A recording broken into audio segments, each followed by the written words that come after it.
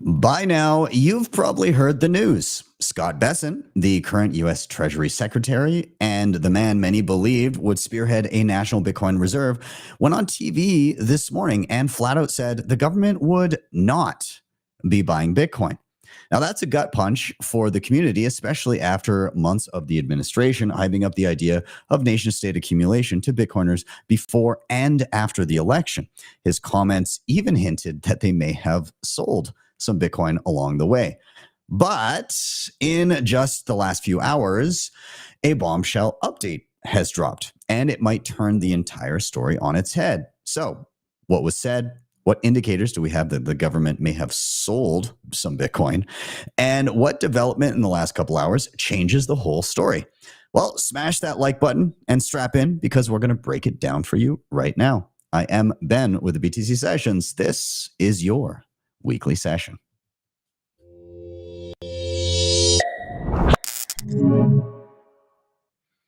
All right. I want to welcome, of course, to the stage my co-host with the most, Mr. Nathan Fitzsimmons of Bitcoin Mentor. How you doing, man? I'm doing pretty good. Did you see that the Socialist Republic of Canada that we're stuck in continued to embarrass itself this week? I did. I saw it from afar because I was doing some traveling. I was at in Riga for the Baltic HONEYBADGER conference. And yeah, just when you think it can't get worse. Oh, no, it can get worse. It can get worse. Absolutely. And they keep illustrating that every step of the way. Absolutely. Absolutely. Well, we'll discuss that in a little bit, but let's get to the bottom of what the hell has been going on today, because it's a bit of a roller coaster. We had one bit of information this morning that seemed pretty compelling, and then we had a bit of a whipsaw here. So first, let's kind of chat about how things have transpired over time here. So, why in the first place is everybody hyped up? So, those of you that are new to the channel that are just kind of tuning in for the first time, what is kind of the overarching theme here? And it's that, Trump ran on a platform of Bitcoin. This is going to be the Bitcoin capital of the world, and there's going to be a Bitcoin strategic reserve. And so, here's a clip of Trump.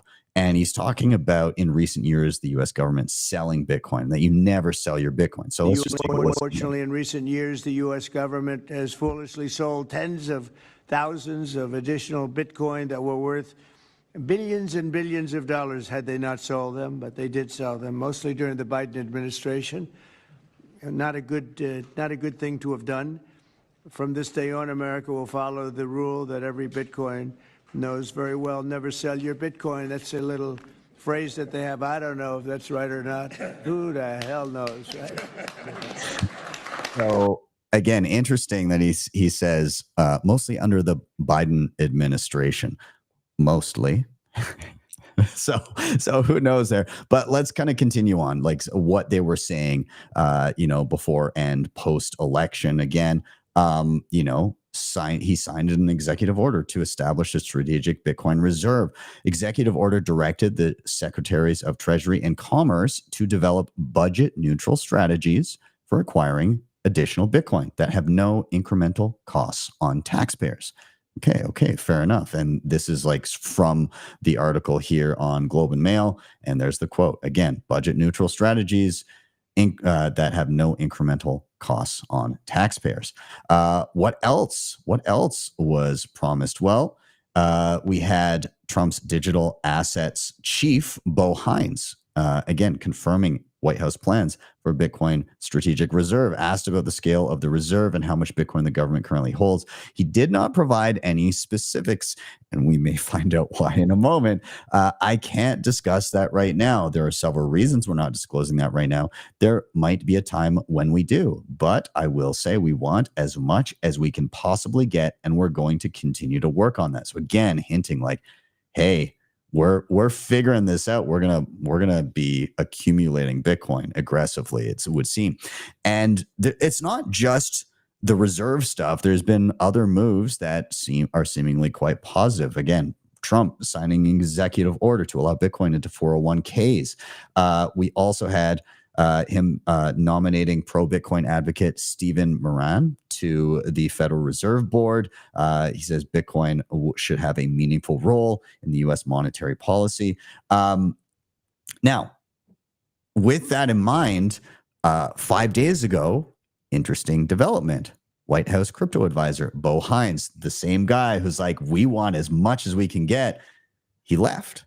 He's gone. He stepped down. Is no longer. He's pursuing things in the private sector. Well, that's very interesting. And then, as of this morning, we have Scott Bessent on Fox Business, and let's take a listen to what he said this morning. This morning. We've got the large gold holding. I doubt we're going to revalue it, but we are going to keep it there, again, as a store of value for the American people. We've also started to get into the 21st century, a Bitcoin strategic reserve. We're not going to be buying that, but we are going to use confiscated assets and continue to build that up. We're going to stop selling that. I believe that Bitcoin reserve at today's prices is somewhere between 15 and 20 billion. There's a lot there. So again, to reiterate, we've got to, at first, he said, I doubt we're going to revalue gold. He also then said, we've got a strategic Bitcoin reserve. We're not going to be buying it. We're not going to be buying Bitcoin. But he said that we're going to, basically he said, like, we won't buy it, but if we steal some from people, we'll put it in there. So that's neat. And then beyond that, he said, and we're going to stop selling it. Might that indicate that there was some selling taking place? And then furthermore, the last thing was the valuation on the Bitcoin that they currently hold, which he said between 15 and 20 billion dollars. Now, Larry Lepard summed it up quite nicely here. He said, okay, so who sold 50,000 coins? At one point, the claim was that the U.S. controlled 210,000 Bitcoin. And when you math that out with what Bessent just said at 15 to 20 billion, the math ain't mathin'. When you look at even as recent as December 15th of last year, it would appear that under a filing, they held just over 198,000 Bitcoin, with the price lower than it was at the time when he made this announcement. That was still over $23.33 billion. So again, why is there now less than that? And of course, when Bessent spoke, you can see, I think I can see exactly when he said that. It looks like it was right about there. Yeah. So we saw the price go from the euphoria of some new all-time highs last night. Last night it got to like 124 and a bit. And now we're flitting around 117, closer to $118,000. So the market did not like that. However, this is there's been a major change in the past couple of hours, and we can only speculate as to why. But he did say we're not going to be buying Bitcoin, and he basically outlined, like, if we confiscate it, we'll keep it, but not much else other than that. And then the ire of Bitcoiners online was clearly felt, because the Treasury Secretary, Scott Bessent, then came out and shared this tweet around 1:45 this afternoon, my time, so a couple hours forward from there. Bitcoin that has been finally forfeited to the federal government will be the foundation of the strategic Bitcoin reserve that President Trump established in his March executive order. In addition, the Treasury is committed to exploring budget-neutral pathways to acquire more Bitcoin to expand the reserve and to execute on the president's promise to make the United States the Bitcoin superpower of the world. So it would seem that compared to what he was saying this morning, he's kind of done an about face and gone back to the pre-existing narrative that, hey, we're still pursuing ways to accumulate more Bitcoin outside of the way that he spoke of, which was just stealing it from people. You also have Senator Cynthia Lummis chiming in here. Secretary Scott Bessent is right. A budget neutral path to building the SBR is the way. We cannot save our country from $37 trillion in debt by purchasing more Bitcoin, but we can revalue gold. So the opposite of what he said we're not going to revalue it. She said we can revalue gold reserves to today's prices and transfer the increase in value to build the SBR. America needs the Bitcoin Act. Now, what I'll say is they don't have that fucking gold. There's no way. There's no way. There's a reason why they're not keen on that. It's not there. I don't know. What do you think, Nathan? Well, it's funny that we never got that audit, did we? We never got that audit of Fort Knox. I'm curious how much is there. It's weird to me that this idea keeps getting floated around. Like, it feels like they're trying to meme it into existence. Like, I think the first time I ever heard the idea of revaluing the gold came from Luke Groman. I'm not sure if it was one of his kind of brainchilds or it was something that's been considered for a long time, but I feel like that one is getting normalized in the media and they're gonna make some moves on that at some point. I think it's definitely within the realm of possibility. In terms of the response, like what a nice sort of indication of where Bitcoiners are in terms of political influence. It was wonderfully outlined, I think, with the election of Trump, because he did get a lot of support from the libertarian base, especially on free Ross aspect. But even now, right, there's a lot of people doing quick about faces, a quick 180s if they piss off the Bitcoin crowd, because it's not only just a virulent group that's very passionate about it, but they've also got the capital behind them. And I bet you that some donors knocked on his door when he came out. I bet you that was where the pressure came from. With regards to his initial statements, I'm not sure that he was necessarily lying or maybe downplaying or even misspoke. It was I thought Joe Consorti had a wonderful point about this as well, that he's a debt salesman. He's got to get people to buy treasuries.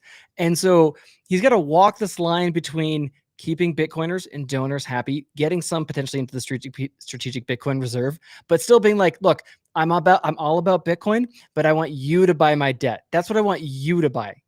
Yeah. How do you simultaneously stack the soundest money on earth that is a clear replacement for the US dollar and US treasuries while getting people to use US dollars and buy US treasuries?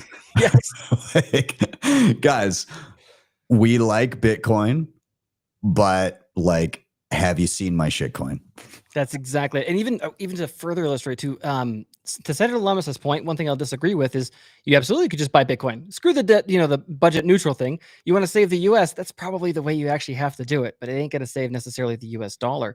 And again, going back to this idea of revaluing the gold, I saw a wonderful theory kind of floated out there too, because we recently had the very brief window with the tariffs on the gold and trying to make sense of that. One idea that I was shown that did kind of, everything lined up for me was the idea of tariff on gold, short squeeze the gold, revalue by Bitcoin. Do I think that they're going to do that? Not necessarily. Do I think it would be a good idea for them? Yeah, I do. Yeah. Again, and I see people chirping in the chat, and I agree. Like, Doug, at the end of the day, you got to ask yourself, do you actually trust this administration? And like, the answer is never trust any politician, right? Like they will say one thing and do the opposite if it suits them better at any point in time. And we've seen that time and time again.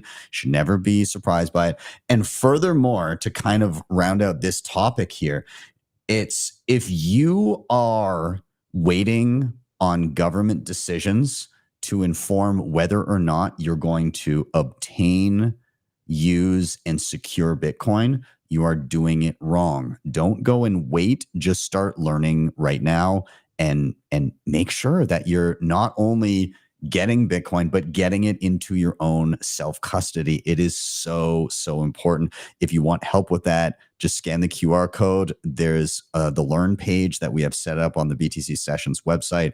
And literally, it's just full of skills that you can learn from beginner stuff to intermediate to master. And you can just level up as a Bitcoiner, and none of this will matter. None of it will matter because you will be safe in self-custody with your own Bitcoin. And beyond that, if you want to dive deeper, there's playlists for deeper dives on all of the topics there. So, level up. Don't wait Don't wait for the government to tell you whether or not Bitcoin's valuable. We know it is. We know it's important. And we know that if you are self-sovereign, then you can just sit back and, the news is fun to listen to, but you don't need to be reliant on it.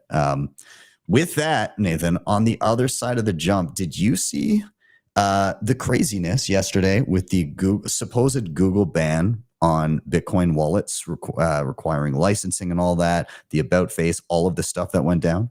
Oh, yeah, it was incredible to watch. And again, it's just like we have the Treasury Secretary responding to Bitcoiners not being exactly happy. And we have Google responding to Bitcoiners not exactly being happy. But it wasn't really a good day for Google in a number of aspects. So I'm not surprised that things were, again, a little bit of a roller coaster ride. I mean, their statements are changing faster than the Bitcoin price. They're more volatile currently than the Bitcoin price. It's ridiculous.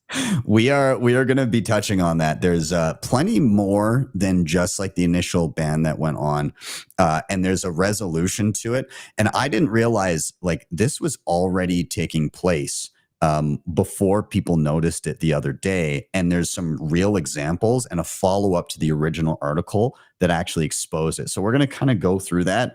And there's seemingly a positive outcome to it, but like, is there? We'll see about that. Everybody that's tuning in, again, if you're brand new here, welcome. If you're a returning viewer, welcome. Everybody, if you're enjoying the show, please do smash that like button. We're going to give a quick shout out to our sponsors. And on the other side of the jump, we're also going to give away some sats. So get out your Lightning wallets. We will be right back in 1 minute. Bitcoin Well is the best place to be buying and selling Bitcoin in Canada and the US.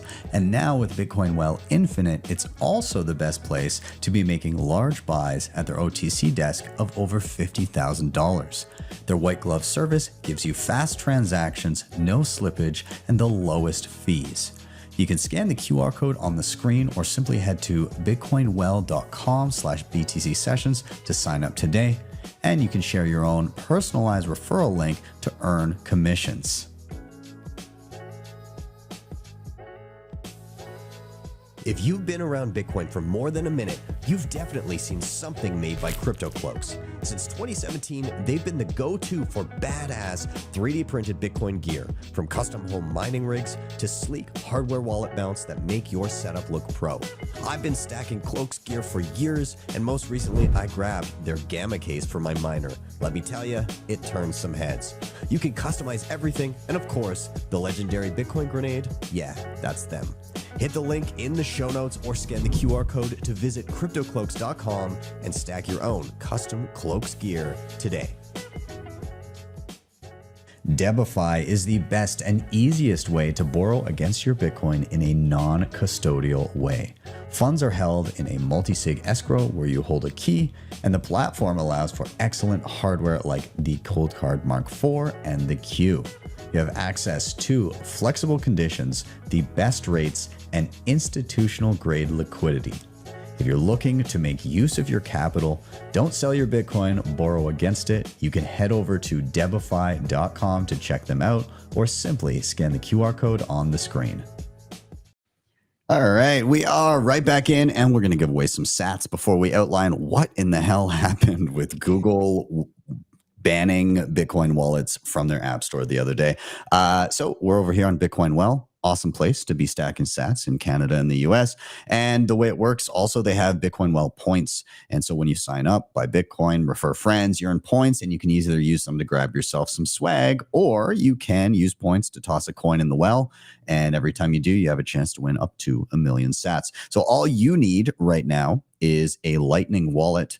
And in that wallet, you're going to scan the QR code. Whoever scans this QR code first will steal whatever amount of sats we get from everyone else. So you got to be quick on the draw here, but whoever scans this is going to get away with 378 sats. If you do snag them first, let us know in the chat. We love to hear it. But with that, let's talk about what the hell happened the other day with Google, because it was, again, also a roller coaster. Like the whipsaw was, I've got some whiplash from it. But Google Play Store bans wallets that don't have a banking license. So there's an update here, and we'll go through that in a sec. But they say Google Play Store introduced a policy that requires any software wallet developer to obtain a license before publishing cryptocurrency wallet apps to the Google Play Store to ensure a safe and compliant ecosystem for users. That sounds so pretty. The policy targets 15 jurisdictions, including the EU and the United States, laying out which regulations Google Play Store expects software wallet developers to comply with. This includes being a registered money service business with FinCEN in the US, as well as obtaining a MiCA license in the EU. Again, for forcing AML and KYC on non-custodial wallets in the US, basically, again, registering with a FinCEN as a money service business or with a state as a money service transmitter, and a federal or state chartered bank entity would be the only other people that can get around that. And then you'd have to adhere to AML and KYC, all of this stuff, which is crazy. And the interesting thing is, once this article started, again, receiving the ire of Bitcoiners, people went insane over this thing. Rightfully so. Rightfully so, because like the policy was crazy. Like you had to register if you're in Canada. It was with FinTrack, all of these different things.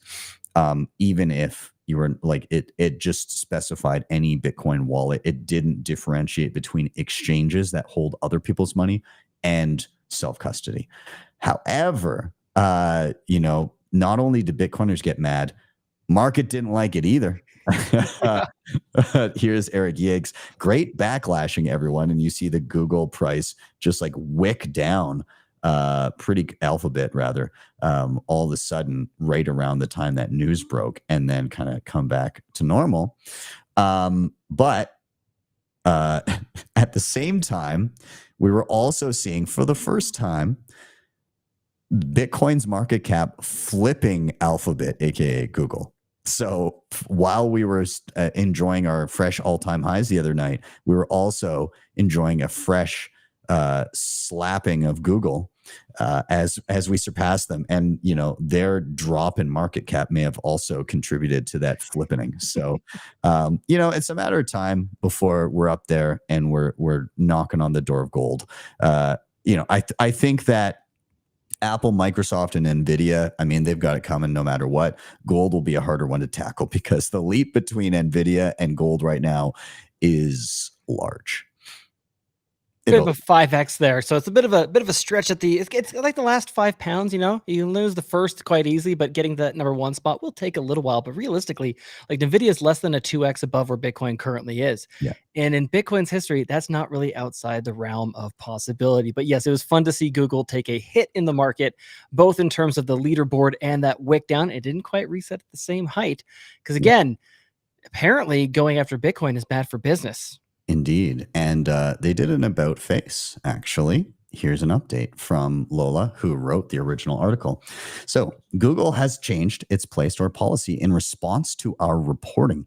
Here is why this is a big deal for developers. Since our story yesterday, several people reached out to me about Google Play Store delisting non-custodial wallets well before the policy in question came into effect in July, asking for local licenses under what was previously known as their blockchain-based content policy.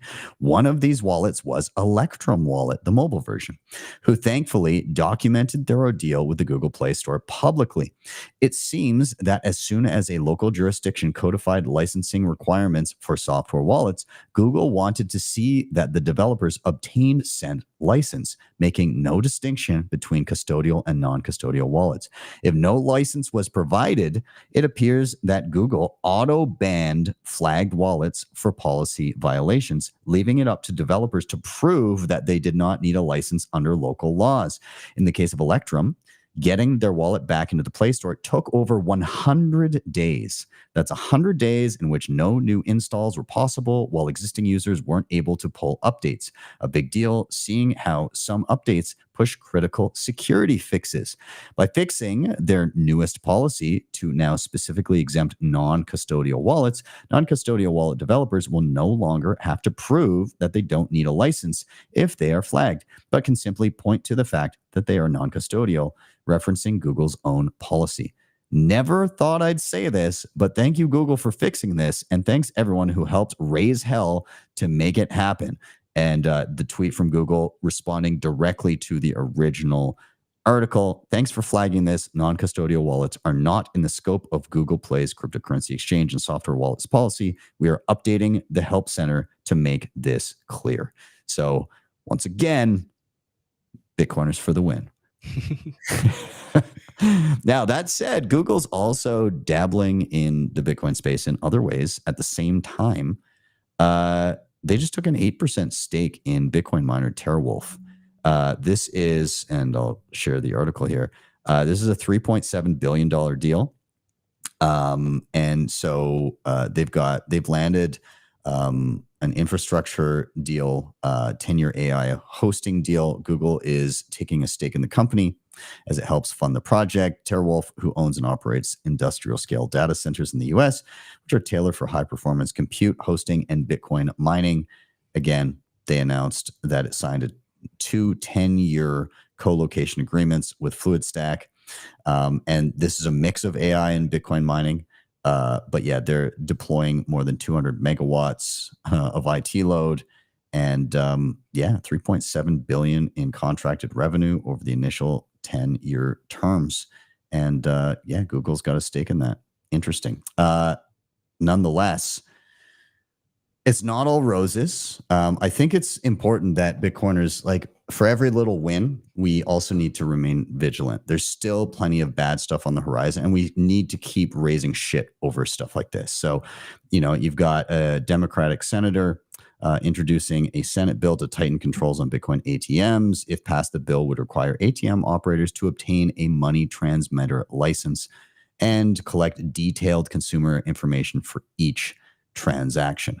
Not great. You know, you can see that coming a mile away. Of course, they're going to be wanting to do that. This one, really scary. As much as I don't give a shit about Ethereum, I do give a shit about people being arrested for writing code, let alone writing reports about code. And that's exactly what happened here. There's a developer.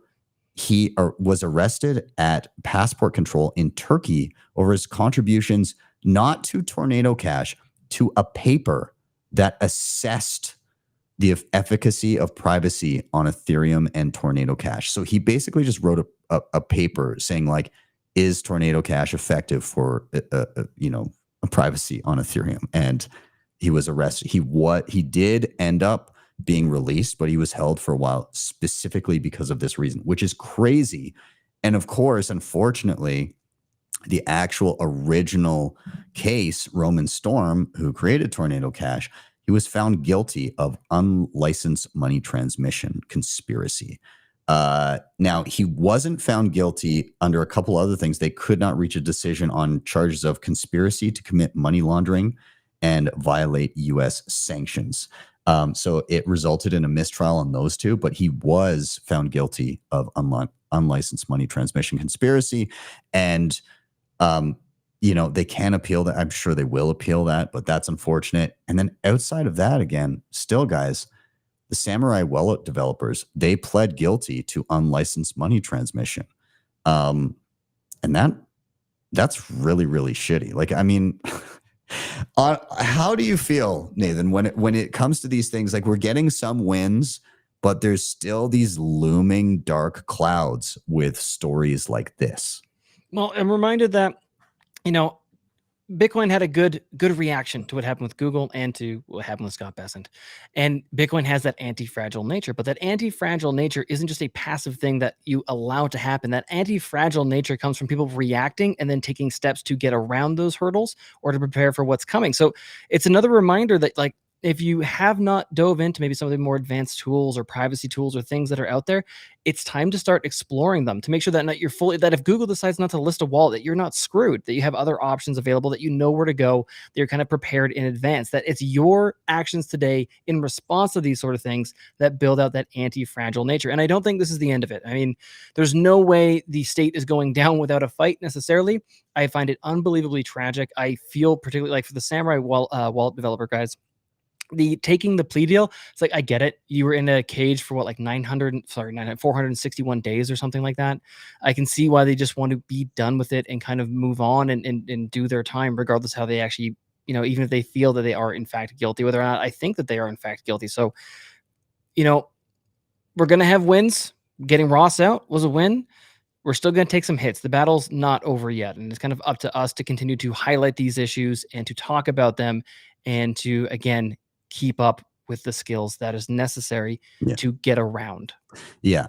And I mean, hearkening back to the Google Play thing, like, had that actually remained true and they hadn't done an about face and said, actually, you know what, this is fine, what would people have done? Well, number one, already, if you're on an iPhone, you don't have really much options. It's like you've got the App Store, and if it's available, you have progressive web apps where basically it's through the browser, but it looks like an app on your home screen. That's pretty much it. That's what you've got. Now, if you're on Android phone, you have some more options. So you can use something like Obtainium. This allows you to, again, install and update apps directly from their release pages and receive notifications when new releases are made available.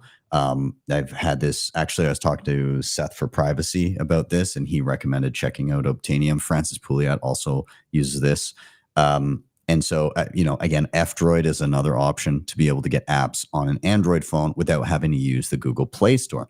Now, furthermore, in the realm of Freedom Technologies, we've also seen the creation of the Zap Store. And so this is at zapstore.dev, zapstore.dev. And you can download and install this app store. And the cool thing about it is that it's integrated with Nostr, which is basically a censorship resistant like social graph. So think of, you own your contacts yourself. It uses public and private key cryptography. And not only that, that allows that rather than just kind of a trust me bro instance of, well, is this uploaded by the right person? They can basically, anybody that's a developer and uploading, they upload and sign with their Nostr key. So there's like this social proof with it, and your social graph can directly vouch for the developers and, oh, I've used this and it's safe.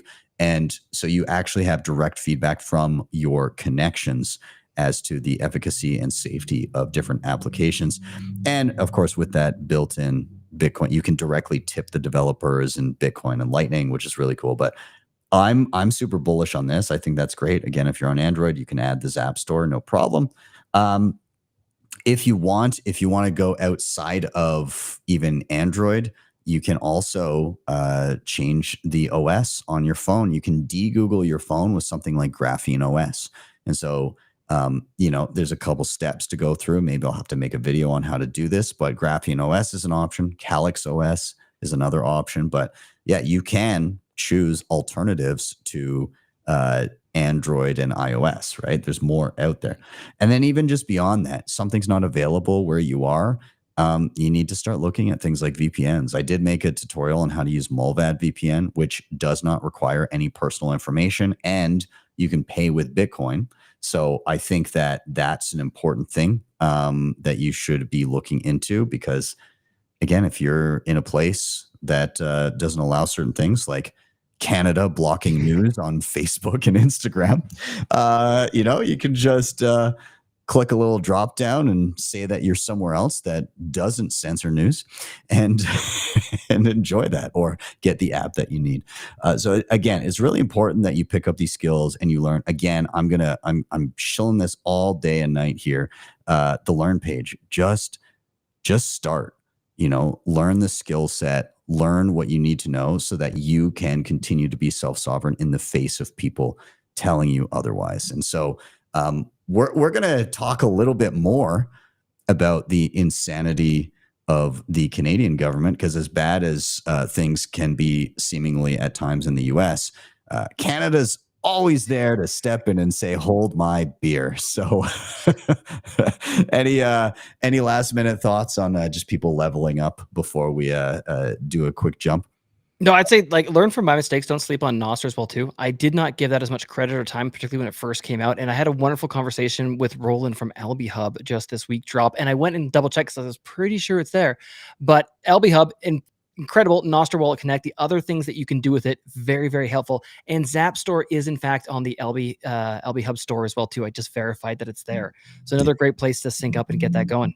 Yeah, super awesome. On the other side of the jump, Canada made some insane moves this past week, just in terms of like draconian, like whole new type of lockdown.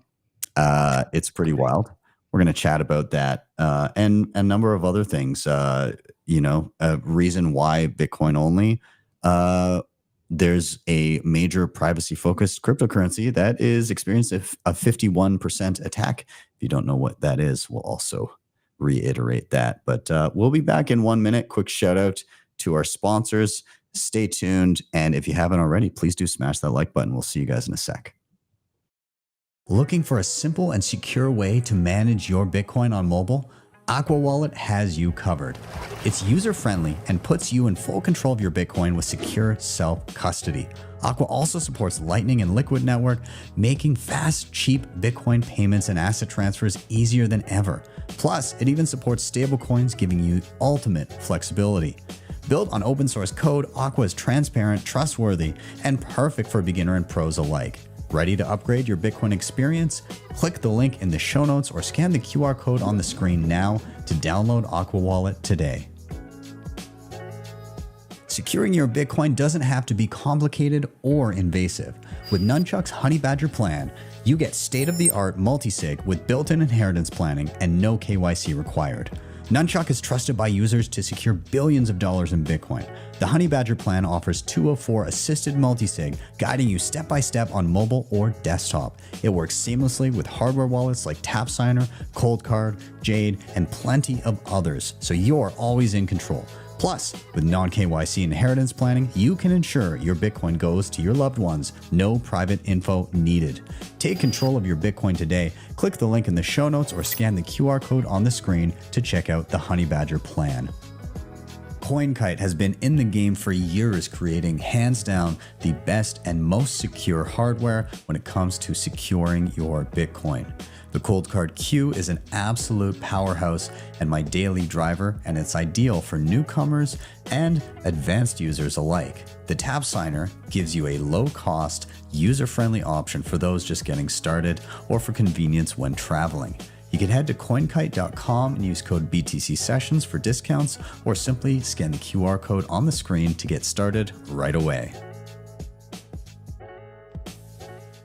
All right, we are back in. Nathan, I got a question for you. Do you like the woods? I do. Occasionally, I like to escape from in front of the computer screen and go outside, touch grass, have some sun. Usually feels a little bit better. Why, Ben, do you ask? Do you like getting $25,000 fines for enjoying the woods? I don't. Usually, especially, young family, kids over on this side, I look for activities that are a little bit cheaper. That's why I would normally go to said woods or on a path or outside in general. It's usually within my budget. Yeah. Well, it might be outside of your budget if you are in Nova Scotia, who has basically done, from what I can tell, is the first Canadian climate lockdown. Now, why is this? They indicate worry over forest fires and have told citizens that you are not allowed to basically go into the woods, whether it be for hiking or fishing or camping or really any reason. There are some government approved areas, specific campgrounds. So as long as it gets the green check of approval from the government for a very specific spot, you may be able to experience some woods. But outside of that, if you go to the woods, including if you own land that has woods, if you go into your own woods, you can receive a $25,000 fine. And so what we see here on the screen, this gentleman, absolute legend, Jeff Evely, and what he did is he said, I want to challenge this in court, but in order to do so, I need to get the fine. So he walked into the office of the conservation officers in Nova Scotia, and he said, I'm aware that there's a fine for walking into the woods. I want to be cordial about this and polite, but I want to inform you guys that I would like to get this fine so that I can fight it in court. So there are woods out back on the other side of the office. If you guys want to follow me out there just to document this, I'm going to record as well. I'm going to go in the woods. And they're like, sir, if you go in the woods, we're going to have to give you that fine. He's like, I'm aware. So do you guys want to like follow me out? And he goes out. He literally just walks in the woods, and then he comes back inside the office so they can issue him the fine. Now, the funny thing is, you'll notice that he says, they handed me a fine for $28,872.50. And when he asked, hold on, I thought it was $25,000. They said, oh, yes, $25,000, but there's a victim fee because of his victims. So 28,000 some odd dollars for the victim, additional $3,500 for the victim fee on top of the original fine. But absolute insanity. And that's not the only insanity here. Premier of Newfoundland announces anyone in Newfoundland who breaks the fire ban will face 6 months in jail. And the fines now go from like hundreds or a few $1,000 or something to like $150,000 in some instances. Like, it's crazy. So like, if you have a little bonfire or something like that, it's like, all right, we're going to give you this fine that the average Canadian, it's like triple the average Canadian income. And then they say failure to pay it will result in jail time. It's like unbelievable. Now we're just walking down the tyranny path of tyranny here, but let's continue. Private property rights are no longer safe in BC. British Columbia's Supreme Court has declared Aboriginal title over private lands in Richmond, land which overlaps the port with port terminals and warehouses, including one operated by Amazon. And it says, of course, the decision will be appealed. But here's a little breakdown on it, very eloquently put by Ron Butler here on X. Why recent First Nations land ownership court decision in BC is totally nuts. After a 5-year trial, longest in Canadian history, 800 acres in the city of Richmond Hill, BC, was awarded to the Cowichan, I'm not sure, tribes, ending 200 years of accepted property law in Canada. At the stroke of a pen, a fuckwit judge negated one of the most important aspects of law in a free society: property rights. If a court can decide a First Nations claim supersedes existing multi-decade property titles, this country is in more trouble than I thought. Even the NDP Premier of BC, David Eby, was appalled, saying holding clear title to private property is a requirement of a successful economy. Incredibly, this judgment in favor of one band infuriated 2 other bands that were part of the case in opposition to the band that won. Let's all just agree this stuff is completely insane. A 5-year multi-million in fees court case paid for by the taxpayers. Yep. All the entities fighting were governments, government agencies, or Aboriginal bands supported by government money. Lawyers made bank. We all lost. So, yeah, very, very interesting. Nathan, have you ever considered a second passport? Oh, I absolutely have. I have wonderful friends that have gone down this rabbit hole, and I've been eyeing up that I need to get out of Canada at some point in time. There's kind of no way around it. My hope is that I can leave Canada without leaving my home, that Alberta will just break off and do its own thing in a glorious and beautiful way. But these things are only going to get worse, and it's only going to continue to accelerate. What's so disappointing, particularly about the fire ban, is I would have figured that more of the population would have at least somewhat of like a hostile response after everything that happened in COVID.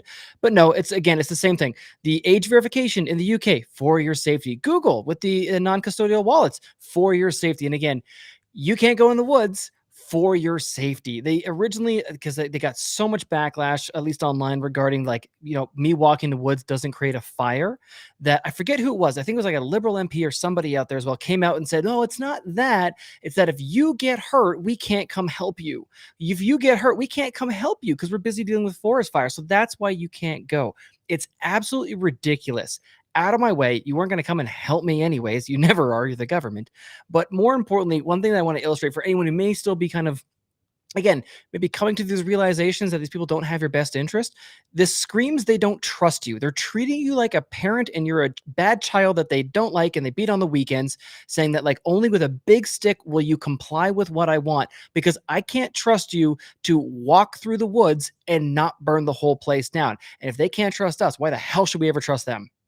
100%. And again, I echo your let's hope that the Alberta sovereignty movement gains even more steam. I would love to see an independent Alberta. I do not know which way it's going to go, but they are ramping up for a referendum vote next year. I mean, that seems to be a thing that's coming to fruition. So it'll just be, do they have the support? And yeah, I see people call it the big cities. What about the big cities? Yeah, that's the trouble. Those are the ones that are going to vote against it. But nonetheless, even in the realm of second passports, this is kind of what Bitcoin enables, is flag theory, right? If you can manage to get to a point where you're at least economically independent, then you can then begin to look at going places where you're treated best. And that's an important part of sovereignty, is that flag theory. My wife, she just got her second passport through our friend Katie over at Citizen X. And, you see a lot of these things popping up for Bitcoiners, in groups like Citizen X that can like handhold people through obtaining a second passport, either through blood, so like lineage, or just like investment programs or things like that. So I think that's key to the sovereignty movement. And I think it also incentivizes governments with enough time and enough people doing it to, instead of treating their constituents like subjects, treating them like customers.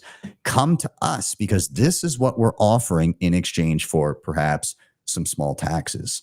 Like they get to make the case of why you should be in their jurisdiction, not the case of, I mean, they don't even bother making a case. They just steal from you, right? And make things difficult. So I look forward to watching that dynamic in a digital world with censorship resistant money playing out in the coming decades. I think it'll be a hell of a trip, but I do want to change gears a little bit because I want to talk a little bit about, have you heard about the 51% attack on Monero, my friend? I have been. For people that might be new here, can you quickly describe what is a 51% attack? So the original promise of quote unquote blockchain, when people just use the term blockchain blanket, they interpret it as a silver bullet of like, it's immutable. You can't reverse transactions. Now in Bitcoin, it's very true. It's incredibly difficult to reverse a transaction. Not that, you can't have times where you're uncertain which transaction is going to go through and where the money's going to end up. And you might have a 10-minute period where it's like, what's going to be the real transaction? That is possible. But Bitcoin is the system where you are the most certain you possibly can be that transaction is immutable and reversible. The reason for that is because of miners. Miners use energy to build blocks of transactions and link them together block by block. And in order to reverse those transactions, somebody has to execute and use the same amount of energy to redo all the previous work that is done. And so the long and the short of it is, it makes it exorbitantly expensive to go back and undo and change transactions, because you have to expel energy to do that. And the amount of energy required in Bitcoin is just so damn expensive that it's not economically viable. However, in Monero right now, we are seeing a 51% attack because the cost of executing it is not that much where it's economically unviable. So Cubic just reached 51% share of Monero hash rate. This is a huge feat. They will be the first to manipulate a cryptocurrency with a 51% attack. I don't think that's true. I don't think that's true. I think there's been other instances, especially 2017 around then.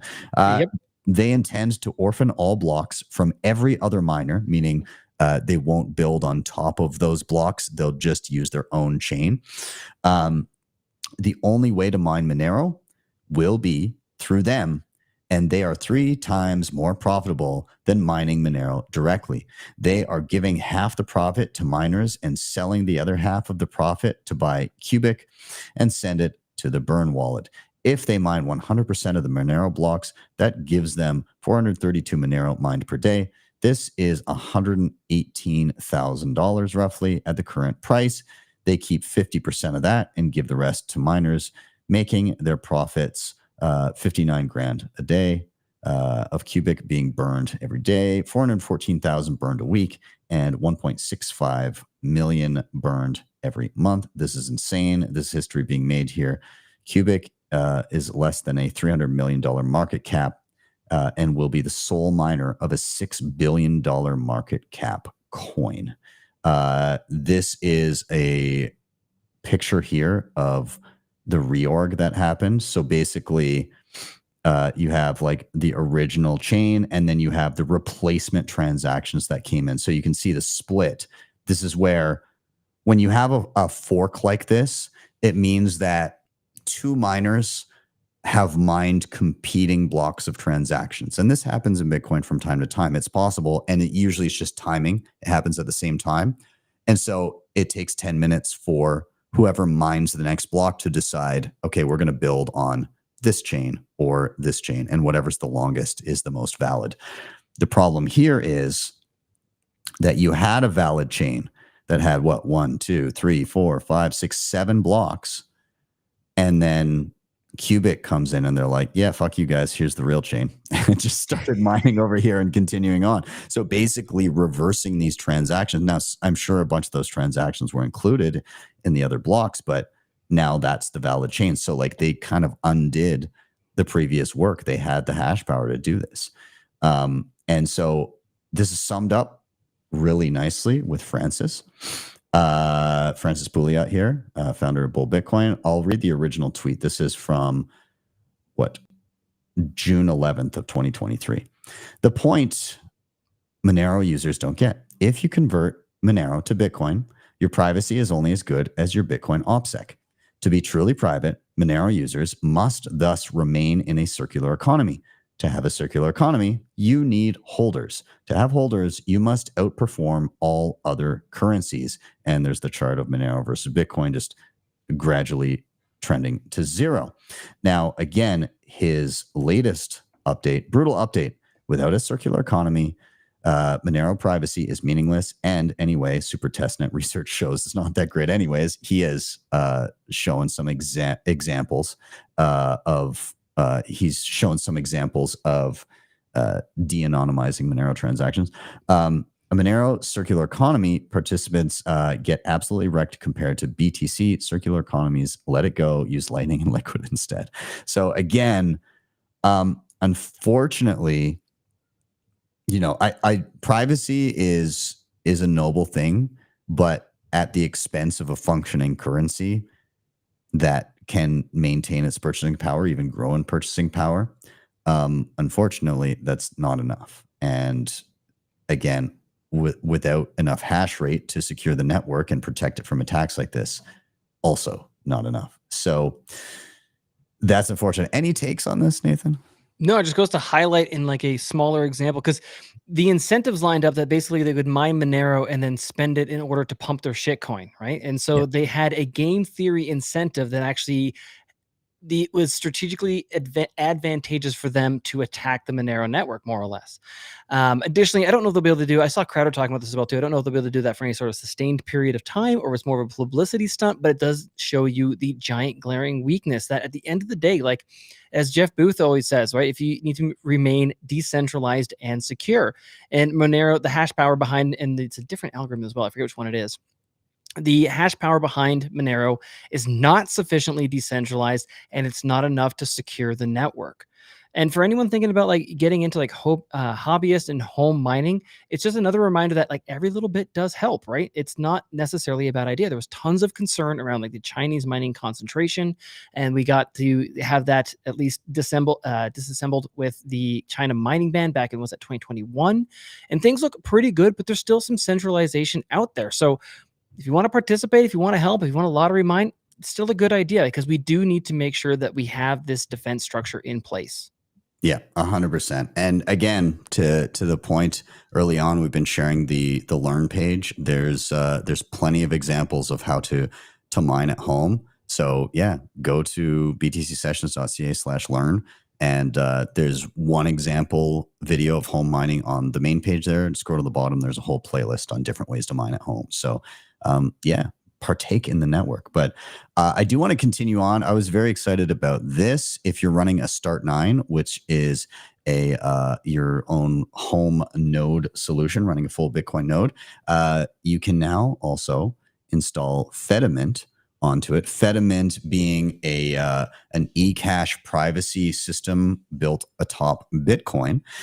Very interesting. Pretty cool. You can play around with it if you want to sideload it.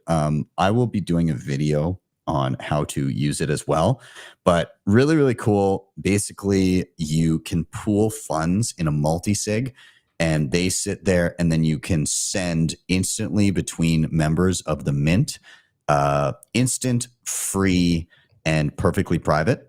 And then if you're interacting with people outside of the mint, you can string those transactions together via Lightning, which gives you the privacy of the crowd. So there's no indication which person in the mint sent.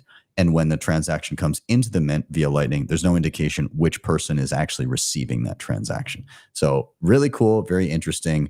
Good to see this rolled out on Start9. I did also want to mention, in the realm of mining, because we were talking about it before, Jack's new open source mining project. It's called the Proto Rig and Proto Mining.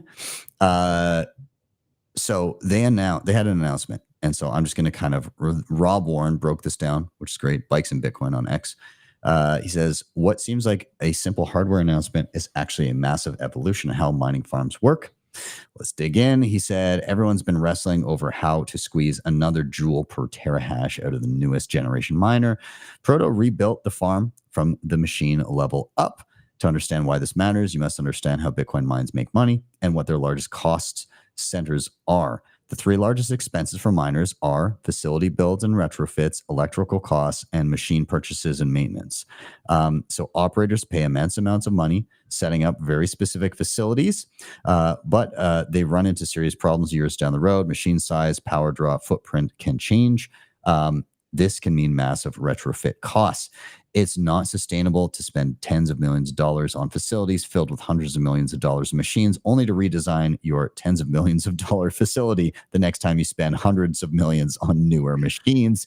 Instead, Proto has done something incredible. They treat the chassis of the machine as farm infrastructure and allow you to hot swap the boards, fans, and power supplies as technology advances. So they basically got kind of like a default box, and then you swap in the parts. So it's very compartmentalized, and you've just got like individual facets that you can reinstall.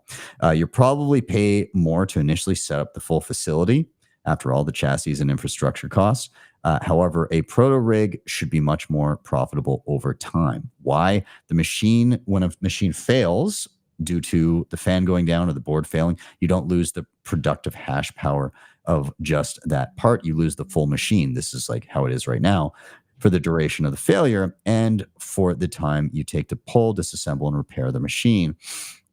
By maintaining the chassis and infrastructure and making the components modular, Proto allows you to keep failures highly localized and repairable via hot swap. Hot swaps reduce repair time. Again, he continues on here. When it comes to upgrade your fleet, you only have to upgrade components instead of entire machines. This allows lower marginal costs, increases marginal profitability and revenues. Again, he says this is the magic of what they've done. Instead of chasing the white rabbit to lower joules per terahash, we found a meaningful profitability gain by eliminating downtime, retrofit, and upgrade costs. Yeah. So anyways, very interesting. I'm curious to play around with what they've got. I haven't seen pricing or anything like that, but pretty cool. I don't know. Thoughts? I love it. And what it reminds me of is like the immense productivity and efficiency gains that you can actually get with standardization, right? That's a really, really, really powerful thing. Think about how much easier it is for developers and, you know, components builders to have like a standard USB-C or a money standard Bitcoin or the internet standard HTTP, TCP/IP, right? When we can almost like coalesce on a framework, then it makes it very easy to make changes, adapt, again, build and continue and have it also be backwards compatible as well. So I'm not saying this will end up being it, but the idea of having almost like a standard mining housing setup means that, again, like changing up parts on your computer, if you got a desktop at home, it makes it really easy to upgrade, evolve, improve, and keep it up. And I think that's wonderful, right? I think you can get a lot more out of it by starting to standardize, right? Yep. 100%. And I look forward to seeing the competition and their response, because could get spicy. Now, there's one last thing I wanted to highlight today, and this is this from Opportunity Cost, but this is TFTC. TFTC put together this video here, and it's a great video on the Federal Reserve. They did it all with AI and everything, but it's awesome. So I kind of just want to watch it. Do you want to watch it with me? Let's just watch it and then send it to your friends afterwards, guys. Yes, let's give it a go. You can find them at OpCost app on X. But Jekyll Island, November 1910. 7 bankers meeting in secret to create America's central bank. We just can't call it that.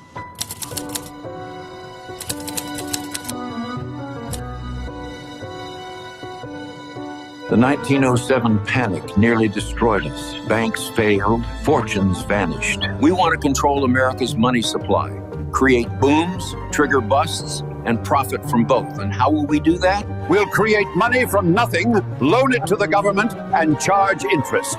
Legal counterfeiting, my friends. But there's a cost. Every dollar we print steals value from existing dollars. It's a hidden tax that flows directly to us. And it gets worse. If we ever get off the gold standard, governments can print money for wars. Endless wars become possible and profitable. Since Americans hate central banks, we'll call it the Federal Reserve. Sounds governmental, doesn't it? It's not. The president will appoint board members, but we'll pick who he appoints. We'll have 12 regional banks. Looks decentralized, democratic even, but New York banks control them all. That's us. You're probably wondering how we're going to get this through Congress. December 23rd, 1913. Most of Congress home for Christmas. Perfect timing for passing unpopular legislation. I'll publicly oppose our own bill in Congress. They'll pass it thinking they beat Wall Street. We'll fund university chairs, write the textbooks. They'll teach our system as economic science. Beautiful. Every American born after this will inherit debt on money we created from nothing. Generational servitude. The Federal Reserve. Not federal, no reserves. But everyone will think it's their government protecting them. Good afternoon. That's just beautiful. Well done. Such a wonderful, concise, like 2-minute concentration of everything that you need to pass on and just convince your no Quinta friends who are still not quite seeing the problem yet. Just watch this. And if you have any doubts about it, research it. Yeah, 100%. Well, I think as good a time as any to round out. Really enjoyed this one. And I hope everybody else did. Again, if you're brand new here, welcome to the channel. Make sure you give that like button a smash if you enjoyed it. And if you're returning, ditto for that. Be sure, please, please, please do take the initiative to make sure you're learning self-custody and you're learning all the Bitcoin tools to keep yourself sovereign. At the end of every show, I play a little clip, once again, encouraging you guys to use those tools. Nathan, thanks for being here. Everybody else, thanks for being here. I'm Ben. That's Nathan. And this has been your weekly session. See you guys again soon.